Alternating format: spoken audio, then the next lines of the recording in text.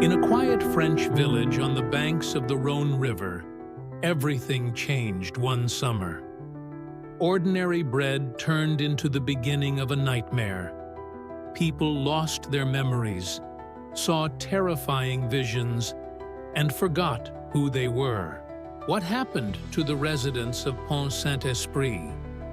This mysterious mass madness, which remains a mystery to this day, has given rise to many theories, ranging from poisonous mushrooms to secret experiments.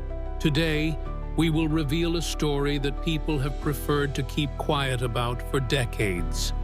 A story in which the truth is no less frightening than speculation. A summer day in Pont-Saint-Esprit began like many others in this quiet French village on the banks of the Rhône River. The sun slowly rose above the roofs of the old houses, illuminating the cobbled streets, narrow alleys, and endless rows of vineyards. The residents of Pont-Saint-Esprit lived a slow and measured life, enjoying simple pleasures.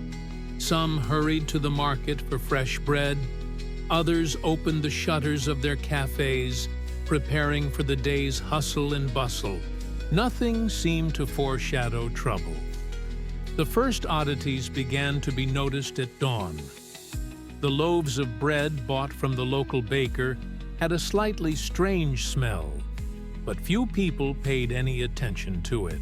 In post-war France, where food was not always of the highest quality, minor flaws in food were considered normal.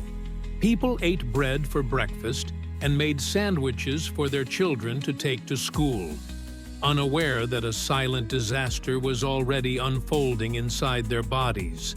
The first symptoms appeared in several teenagers who, according to eyewitnesses, began to behave strangely.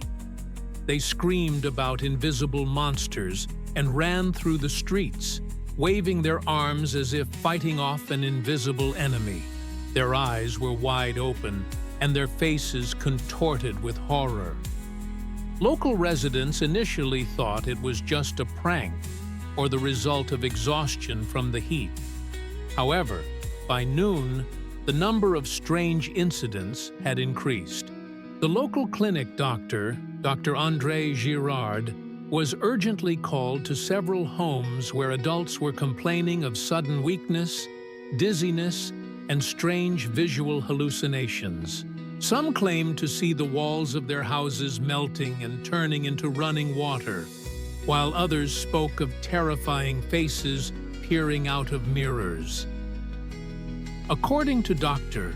Girard's recollections, he was struck by the unusual synchrony of the symptoms. It seemed as if the entire town had fallen into a nightmare-filled sleep. By evening, the situation had taken a threatening turn. Crowds of people appeared on the streets, behaving erratically. Some tried to climb the walls of houses, claiming they could fly, while others rushed around the market, throwing goods around in a panic, fleeing from pursuers who were not there.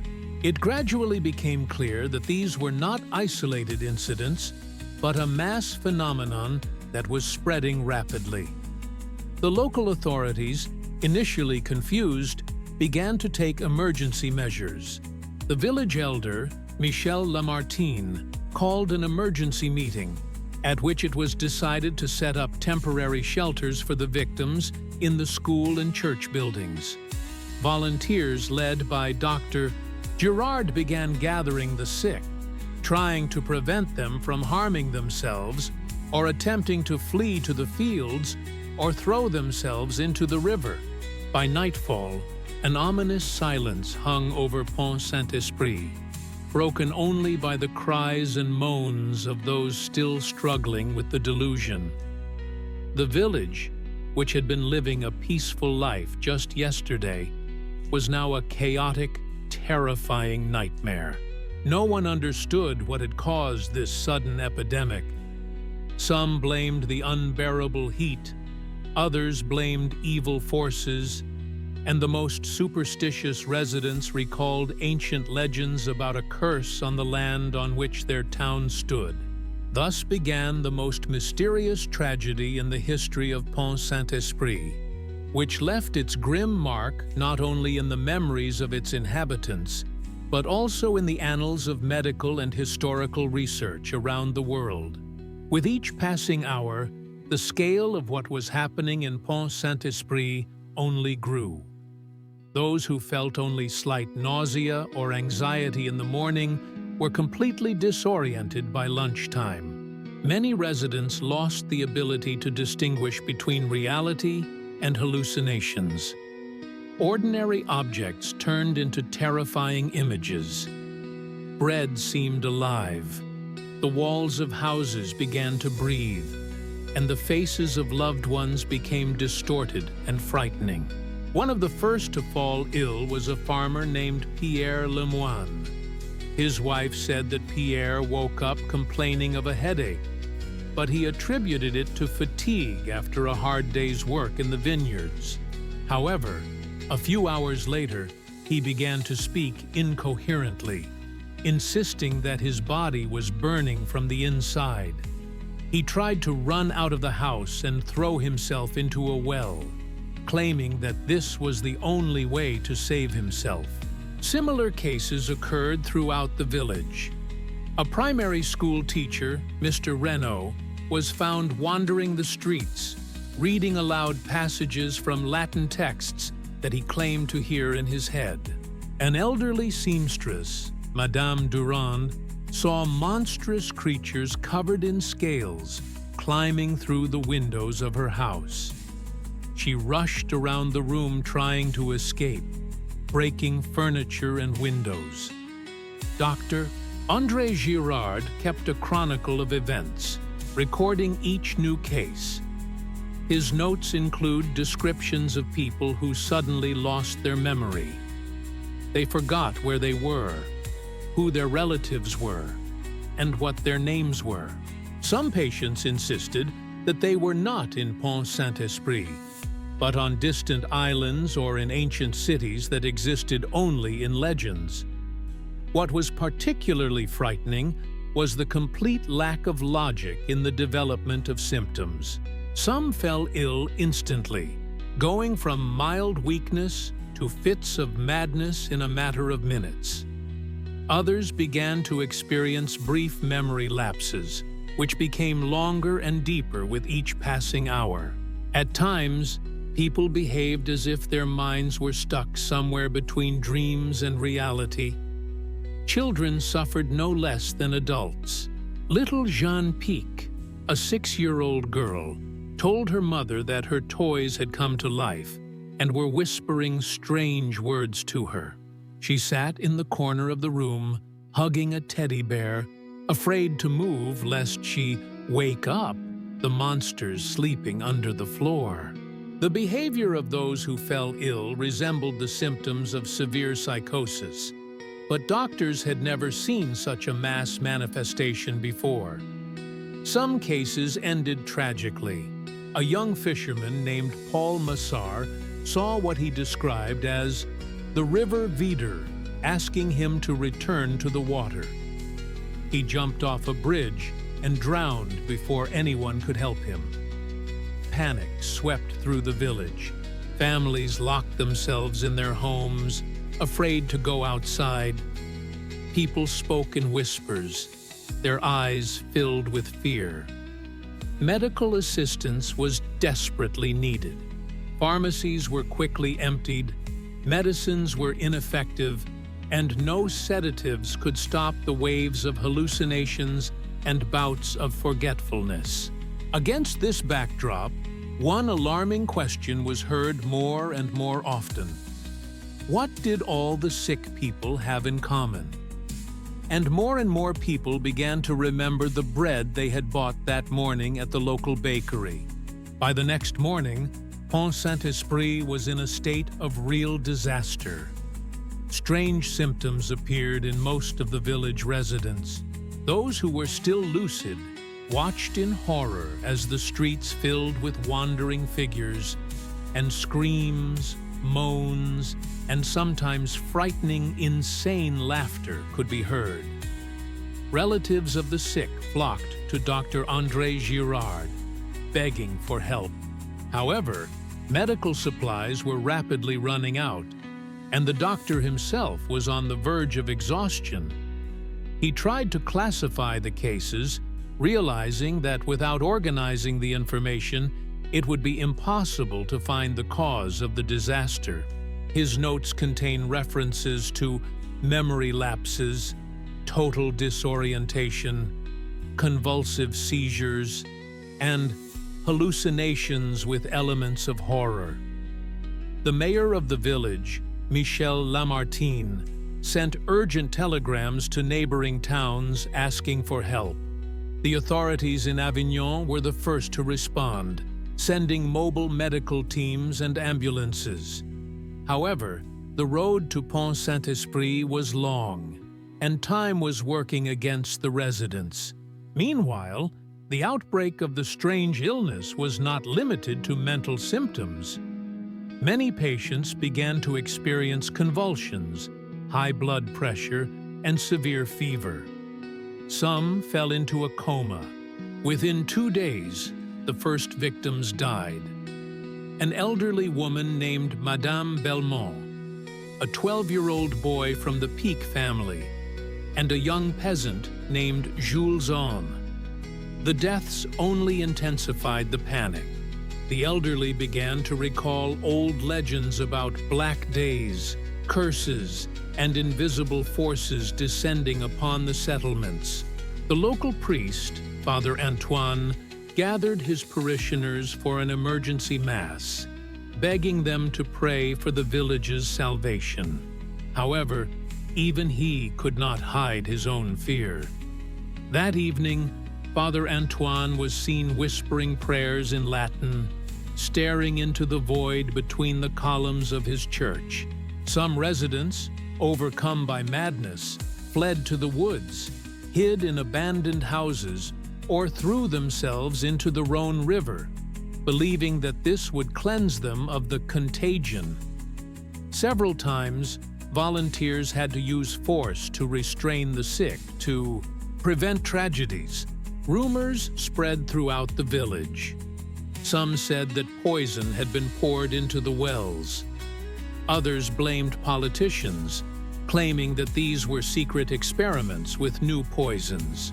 Some even claimed that the residents had fallen victim to an ancient curse caused by the construction of a new dam on the river, which had disrupted the balance of the earth. Mobile teams of doctors arrived from Avignon to try to restore order. They examined the sick, collected data, and prescribed supportive treatment. However, the situation was spiraling out of control. The number of victims was approaching 250. With each passing hour, the disease seemed to take on new and increasingly frightening forms. The experts began to suspect that the cause might be mass poisoning. But what exactly? Food? Water? Air? No explanation seemed convincing enough. The doctors noted a common factor. Most of those who had fallen ill had eaten bread from the same bakery the day before. It became clear that if the source of the problem was not found, the consequences could be even more catastrophic. The authorities decided to launch a large-scale investigation to shed light on this mysterious epidemic. The investigation began in the first days after the outbreak. The French Ministry of Health sent a team of leading epidemiologists, toxicologists, and psychiatrists to Pont-Saint-Esprit. The mission was led by Professor Maurice Lambre, known for his work on mass poisoning and unusual mental disorders. From the outset, Professor Lambre noted several alarming facts. First, almost all of the sick people had eaten bread purchased from a single bakery owned by Joseph Mist. Second, the symptoms indicated acute poisoning, but with an unusual combination of neurotoxic and hallucinogenic effects. Samples of bread and flour were immediately taken for laboratory analysis. At the same time, samples of water from wells, air, and soil were taken. Doctors interviewed the victims and their families, trying to reconstruct the chain of events: what they ate, where they were, and with whom they had contact. Fungi were the first suspects. Experts turned their attention to ergot, a parasitic fungus that affects cereals. Ergot is known for its powerful alkaloids, which cause hallucinations, convulsions, and even gangrene. In the past, ergot poisoning, known as St. Anthony's fire, has claimed thousands of lives in Europe. Tests showed that traces of ergot were indeed present in the bread. However, the concentration was insufficient for such a massive and severe epidemic. This fact cast doubt on the initial version. Additional explanations were needed. At the same time, the hypothesis of flour contamination with chemicals was considered. The post-war period in France was a time of active use of pesticides and plant protection products, many of which contained heavy metals and neurotoxins. Laboratories searched for traces of mercury, lead, and strychnine, poisons capable of causing convulsions and hallucinations. The results were contradictory. Some samples did indeed contain dangerous compounds, but again, their quantity did not explain the scale of the disaster. Meanwhile, Dr. André Girard continued to record new cases on site. He was alarmed by the strange cyclical nature of the symptoms. Periods of improvement alternated with sudden exacerbations. The victim's memory was particularly affected. Many forgot not only the events of the last few days, but also their names, professions, and even basic skills. At one of the meetings, Professor Lamb said something that really stuck. "This isn't just poisoning. It's an attack on the mind, and whoever's behind this, they know what they're doing." This idea caused tension among those involved in the investigation. Some began to suspect that forces beyond ordinary food poisoning were behind the incident, possibly military or intelligence agencies. In desperation, the authorities ordered a complete disinfection of the village. Joseph Mist's bakery was closed, and flour and bread supplies were destroyed. Wells were cleaned, and the soil around the village was sprayed with special solutions. And yet, despite all these measures, the effects of the epidemic continued to be felt. Many residents who survived the crisis suffered from persistent memory loss, depression, and panic attacks. Pont-Saint-Esprit lost its former atmosphere of peace and comfort forever. The medical investigation reached a dead end. The official report from the ministry stated that the cause of the tragedy was food poisoning, exacerbated by poor sanitary conditions. But many in the village and beyond understood that this version was too convenient and did not answer the most important questions. Over time, as the dust of the official versions began to settle, alternative theories about the causes of the tragedy began to spread in Pont-Saint-Esprit and beyond. Each of them added more fog and mystery to the story. One of the most popular became the version about secret experiments. Researchers drew attention to the fact that in the early 1950s, psychotropic substances were being actively developed around the world. Decades later, a CIA program codenamed MKULTRA became known, which conducted research on the effects of LSD and other substances on the human mind. Some sources mentioned the MK Naomi program, a division responsible for developing biological warfare agents. According to these theories, Pont-Saint-Esprit could have been a testing ground for psychotropic agents. Allegedly, the bread was deliberately contaminated with a substance that caused hallucinations and memory loss. Adding to the intrigue was the fact that American military personnel were indeed stationed in the region at the time. Their bases were located nearby, and they worked closely with the French authorities as part of post-war support efforts. Was this a coincidence? There were other versions. Some researchers suggested that the cause could have been toxic emissions from nearby chemical plants. Industrial pollution was poorly controlled in those years. However, there were no large factories in the immediate vicinity of Pont-Saint-Esprit, which weakened this hypothesis. Others insisted on more mystical explanations. According to local elders, the tragedy could have been linked to a disturbance of ancient spiritual balances. Legends of enchanted lands had existed in the region since ancient times, where the spirits of the forests and rivers could take revenge for violations of their boundaries. The construction of a new dam on the Rhone River shortly before the events was perceived by many as an act of blasphemy. Superstition came alive against a backdrop of fear, and many residents sincerely believed that the disaster was not accidental.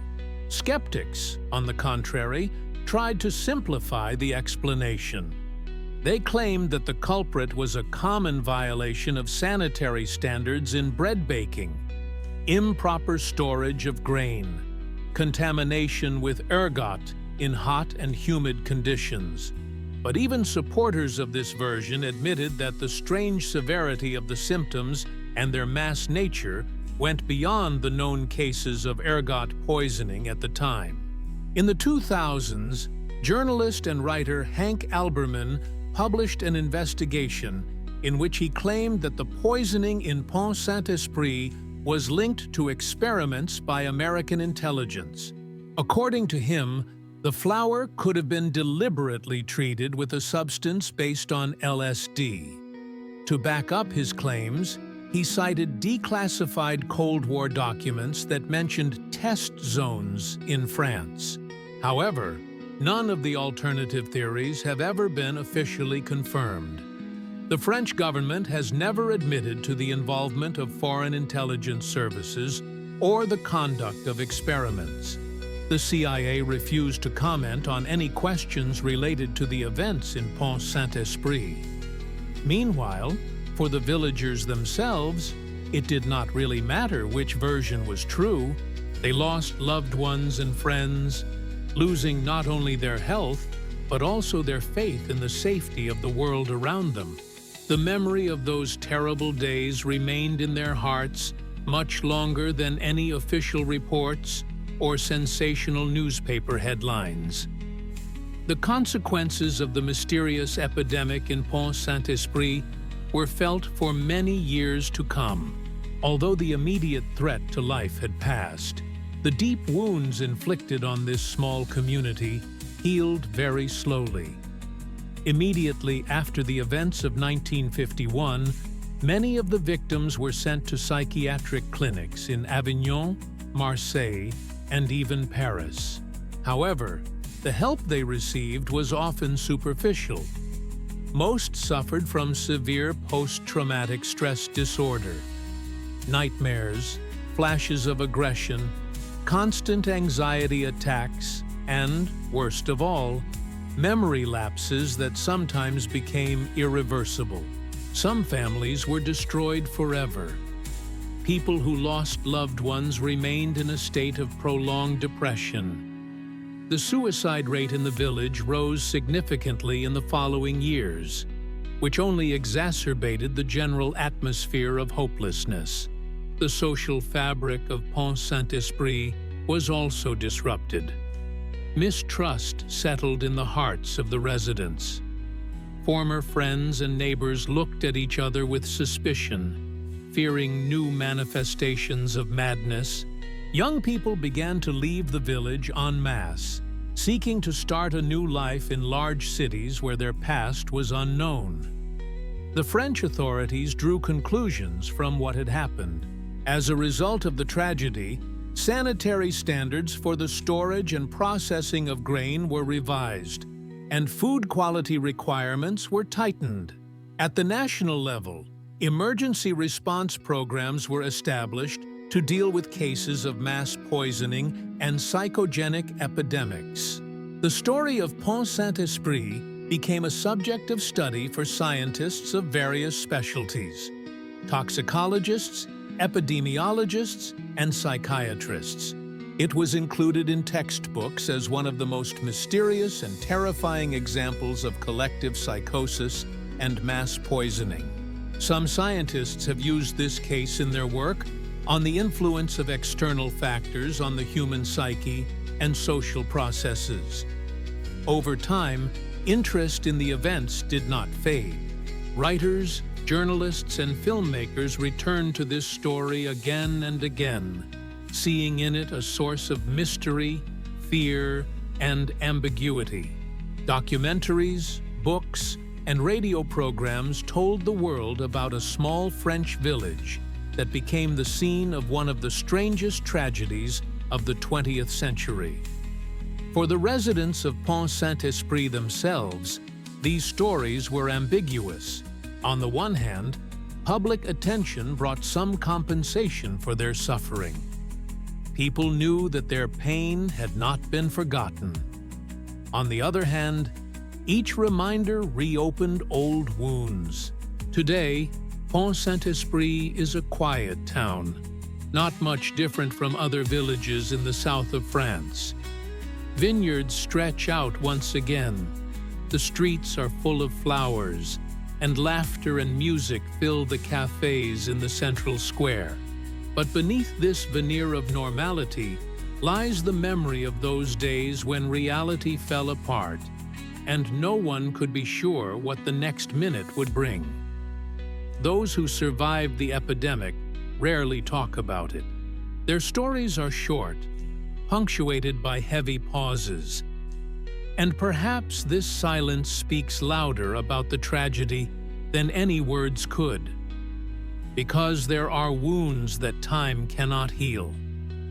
There are memories that cannot be erased, and Pont-Saint-Esprit is a silent witness to how fragile the human psyche can be in the face of the unknown.